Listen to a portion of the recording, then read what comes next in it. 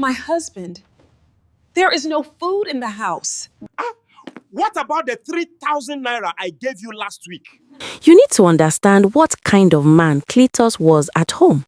His wife Esther came to him one day and told him there was no food, nothing. The rice was finished, the garri was finished, 4 people in that house and nothing to eat. You know what Cletus said? He told her she didn't know how to manage. Then he reached into his phone and transferred her 3,000 naira. 3,000 naira. And as he walked out the door, he actually told her, make sure you manage it. Esther stood there holding that alert, feeding 4 people in her head and said nothing. Because what do you even say to that? Now, here is where it gets interesting. That same evening, while Esther was performing miracles with 3,000 naira, Cletus was packed somewhere, phone in hand, smiling like a man without a single problem in the world. He was texting Samantha. Samantha wanted human hair, so he sent the money. No arguments, no lecture about management, just anything for you, baby. He called her beautiful. He said she deserved the best. Then he drove home, sat at Esther's table, pushed her food away and said the soup tasted like, and I quote, erosion water. This man rejected the soup that was cooked with money he was too stingy to give. Let that sit with you for a moment. But the soup was not the worst of it. The children's school fees had been hanging over Esther's head for weeks. She reminded Cletus, he promised. She reminded him again, he promised again, until the school ran out of patience. The morning came when those children put on their uniforms, packed their bags and walked to school, only to be turned away at the gate. Esther stood outside that school, holding her children's hands and begged the security man, begged the principal, and was given one final week. 1 week. And Cletus, the man who could not pay school fees, was out there fully funding another woman's lifestyle. The same mouth that said things are tight was somewhere saying anything for you, baby. Some people need to hear this story. Now this is where God steps in, wearing the face of Esther's brother, Mark. Mark came to visit, took one look at the situation, and did not waste time. He sent money. Enough to clear the school fees, enough to start a small business. No lectures, no conditions, just here, take it. The thing that Cletus had promised for years and never delivered, a brother handled in one afternoon. When Cletus found out, he had the nerve, the absolute nerve to be upset, said Esther had embarrassed him by sharing their business with family. But something had shifted quietly in that house. Esther had money of her own now.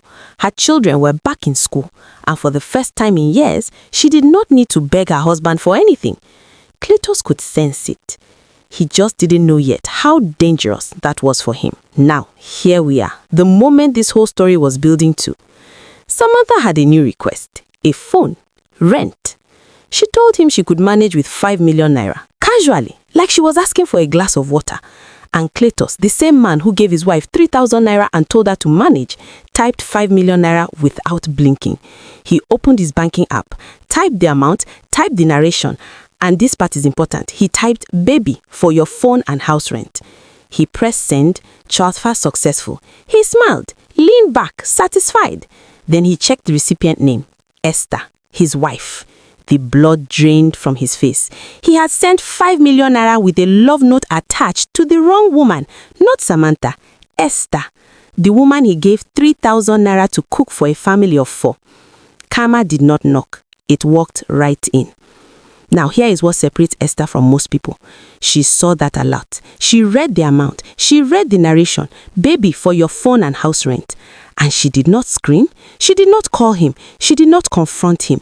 She simply started living. She paid every outstanding school fee. She stocked her shop. She bought new clothes. She got the funds she had been needing for months. She walked through life like a woman who had finally been paid what she was owed. Because technically, she had. When Cletus came home that night, fidgeting, trying to casually ask if she had received any unexpected messages, Esther looked him dead in the eye and said she only got alerts from MTN and Glo. She let him sweat because she had earned every single kobo of that moment. Meanwhile, Cletus was falling apart. He drove to Samantha's apartment. She had stopped picking his calls, so he went in person, desperate, disheveled, full of explanations she had not asked for. When she opened the door, there was another man standing behind her. Samantha looked at Cletus and said the words that finished him. That she would never marry a man who treated his family the way he did. That whatever this was, it was over. That he should leave. He drove home with nothing. No Samantha, no dignity, no plan. And there was Esther, calm, composed, holding her phone. She read the transfer narration aloud, slowly, word by word. Then she reminded him of every hungry night, every rejected soup, every morning she walked those children to school not knowing if the fees would ever be paid. Every time he told her things were tight while he was out there being generous to someone else. Cletus stood there and had absolutely nothing to say. Because you cannot argue with the truth when it is staring back at you from your own bank transfer. That night, something broke open in Cletus.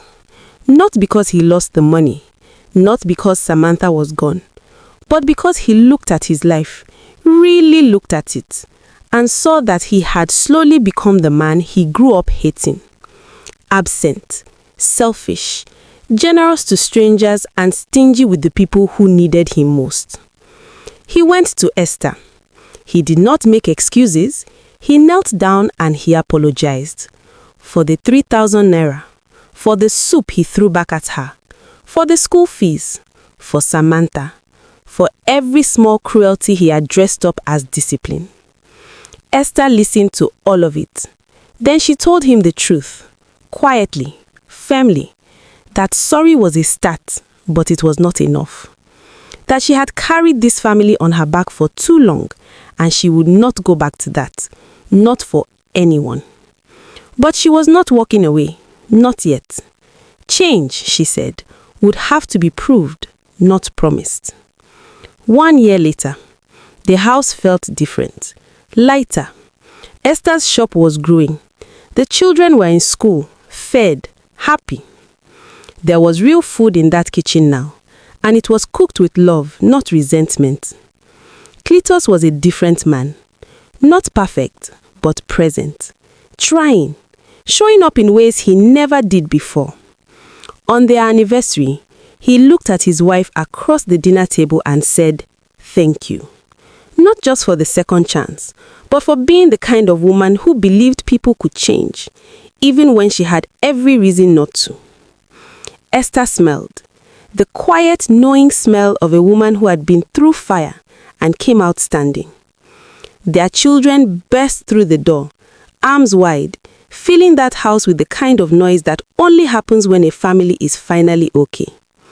Some men will starve their home to feed their ego somewhere else, but what is done in the dark always finds the light, usually through a bank transfer. Take care of your family first. Oh yeah, now my bestie, we go see again.